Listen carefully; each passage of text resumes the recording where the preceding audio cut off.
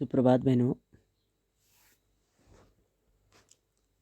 नंदा राज यात्रा हम पढ़ रहे थे, आज आगे पढ़ते हैं। पुराणेषु कथितं यत् अस्ति यत् पर्वतराज हिमालयस्य पुत्र्याः नन्दायाः पार्वत्याः विवाहः कैलासवासिना भगवता शिवेन सह अभवत्। शिवस्य आवासः हिमालयस्य गहनासु उपत्यकासु विद्यते। ततः सा भगवती नंदा वारं वारं स्वपितुगृहम् आगन्तुं न शक्नोति। अतः प्रत्येकस्मिन् 12 वर्षे स्वपितुगृहम् आगच्छति। नन्दायाः गृहागमनेन तत्रत्याः जनाः अतीव प्रसन्नाः भूत्वा लोकोत्सवान् आयोजयन्ति, परन्तु पुनः एतादृशः अवसरोऽपि समागच्छति यदा नंदा पुनः पतिगृहं गच्छति। कथितम का अर्थ है कहा गया है, यत का अर्थ है कि, पुत्र्या का अर्थ है पुत्री का, कैलाशवासिना का अर्थ है कैलाश पर रहने वाले के साथ, गहनासु का अर्थ है दुर्गम या गहरी, उपत्यकासु का अर्थ है तलहटियों में, स्वपितु का अर्थ है अपने पिता के, आगंतुम का अर्थ है आने के लिए, शक्नोति का अर्थ है शक्ति है, तत्रत्या का अर्थ है वहाँ के, अतीव का अर्थ है अत्यधिक, भूत्वा का अर्थ है होकर, लोकोत्सवान का अर्थ है सामाजिक उत्सव, एतादृशा का अर्थ है ऐसा, समागच्छति का अर्थ आ जाता है। अर्थ हो जाएगा, पुराणेषु कथितम् अस्ति यत् पर्वतराज हिमालयस्य पुत्र्याः नन्दायाः पार्वत्याः विवाह कैलाशवासिना भगवता शिवेन सह अभवत्। कह रहे हैं कि पुराणों में कहा गया है कि पर्वतराज हिमालय की पुत्री नंदा पार्वती का विवाह कैलाश पर रहने वाले भगवान शिव के साथ हुआ। शिवस्य आवासः हिमालयस्य गहनासु उपत्यकासु विद्यते। शिव का आवास हिमालय की दुर्गम तलहटियों में है।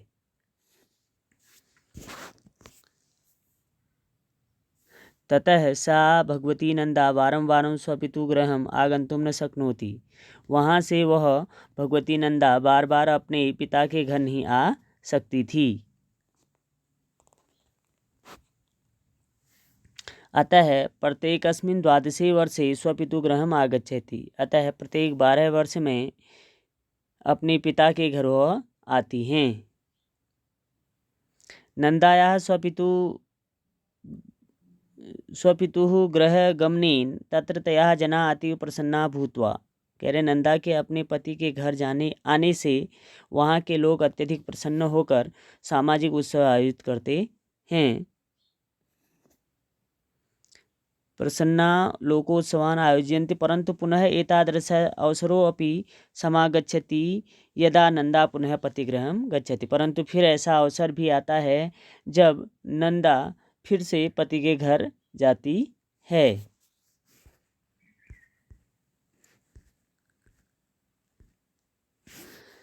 नंदायाः पतिगृहं प्रेक्षणस्य अवसरम् एव नन्दाराजयात्रा इति नाम्ना उत्सवरूपेण आयोज्यन्ते। नन्दाराजयात्रायाः एषा सांस्कृतिकी परम्परा पुरातनकालादेव प्रचलन्ती अस्ति। इयं यात्रा चमोलीजनपदस्य नौटिग्राम आरभ्य मध्य हिमालयस्य रमणीयासु पर्वतशृङ्खलासु हरितमयेषु स्वादुलेषु विचरन्ती नदी पर्वतसरोवर वनकाननेषु भूत्वा उन्नतं हिमालयक्षेत्रं प्रविशति।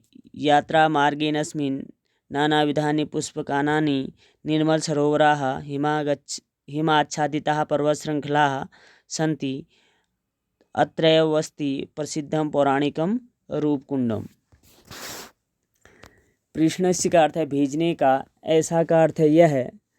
पुरातन काल, आदेव का अर्थ है प्राचीन काल से ही, प्रचलंती का अर्थ है प्रचलित है, आरभ्य का अर्थ है आरंभ करके, रमणीयासु का अर्थ है रमणीय सुंदर, हरितमयेषु का अर्थ है हरियाली से युक्त, स्वादलेषु का अर्थ है घासों में, उन्नतम का अर्थ है ऊंचे, नाना विधानी का अर्थ है अनेक प्रकार के, निर्मल सरोवरा का अर्थ है स्वच्छ तालाब, हिमाच्छिदिता का अर्थ है हिम से ढकी हुई, पर्वत श्रृंखला का अर्थ है पर्वतों की चोटियाँ। अर्थ हो जाएगा, नंदायाः पतिगृहं प्रेक्षणस्य अवसरः एव नन्दाराजयात्रा इति नाम्ना उत्सवरूपेण आयोज्यन्ते। नंदा के पति के घर भेजने का अवसर ही नंदा राज यात्रा नामक उत्सव के रूप में आयोजित किया जाता है। नंदा राज यात्रा ऐसा सांस्कृतिक परंपरा पुरातन कालादेव प्रचलंती अस्ति। कह रहे नंदा राज यात्रा की यह सांस्कृतिक परंपरा प्राचीन काल से ही प्रचलित है। इयं यात्रा चमोली जनपदस्य नौटिग्रामाः आरभ्य मध्य हिमालयेषु रमणीयासु पर्वतशृंखलासु हरिमयेषु स्वादलेषु विचरन्ति। कह रहे हैं कि यह यात्रा चमोली जनपद के नौटिग्राम से आरंभ होकर मध्य हिमालय के रमणीय पर्वत श्रृंखलाओं में हरी भरी घासों में विचरती हुई नदी पर्वत सरोवर वन काननेषु भूत्वा उन्नत हिमालय क्षेत्रे प्रविशति। नदी पर्वत सरोवर वन बगीचों से होकर ऊंचे हिमालय क्षेत्र में प्रवेश करती है। यात्रा मार्गेण अस्मिन् नाना विधानानि पुष्पकाननानि निर्मल सरोवराः आच्छादिता पर्वत श्रृंखला सन्ति। कह रहे हैं इस यात्रा के मार्ग में अनेक प्रकार के पुष्प उद्यान, स्वच्छ जल के सरोवर और हिम से आच्छादित पर्वत श्रृंखलाएं हैं। अत्रैव अस्ति प्रसिद्धम पौराणिकम रूपकुंडम। कह रहे हैं यहीं पर प्रसिद्ध पौराणिक रूपकुंड भी है।